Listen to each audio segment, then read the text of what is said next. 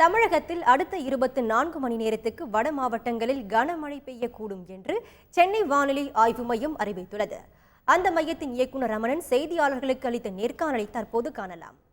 நேற்று தென்மேற்கு வங்கக்கடலில் நிலை கொண்டிருந்த அந்த ஆழ்ந்த காற்றழுத்த தாழ்வு மண்டலமானது புதுச்சேரிக்கு வடக்கே கரை கடந்து இன்று காலை 8 மணி அளவிலே வலு குறைந்து ஒரு காற்றழுத்த தாழ்வு மண்டலமாக வெள்ளூருக்கு தெற்கு தென்கிழக்கே 80 கிலோமீட்டர் தொலைவில் நிலை கொண்டுள்ளது. இந்த தாழ்வு மண்டலம் காரணமாக ஒட்டுமொத்தமாக தமிழகம் என்று பார்க்கும்பொழுது அநேக இடங்களில் மழை பெய்துள்ளது. பதிவு செய்யப்பட்ட தரவின் அடிப்படையில் மிக அதிகமான மழை 48 சென்டிமீட்டர் நெய்வேலி தானியங்கி நிலையத்தில் பதிவாகியுள்ளது. அடுத்தபடியாக கொத்தவாச்சேரியில் 40 சென்டிமீட்டர் பதிவாகியுள்ளது. வரும் 24 மணி நேரத்தை பொறுத்தவரை இந்த தாழ்வு மண்டலத்தின் காரணமாக வட மாவட்டங்களில் பெரும்பாலான இடங்களில் நாம் மழை எதிர்பார்க்கலாம். தென் மாவட்டங்களை பொறுத்தவரை ஒரு சில இடங்களில் மழை இருக்கக்கூடும்.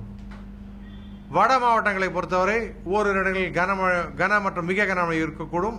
குறிப்பாக மலை அருகே உள்ள பகுதிகளில் இருப்பதற்கான வாய்ப்பு அதிகம்.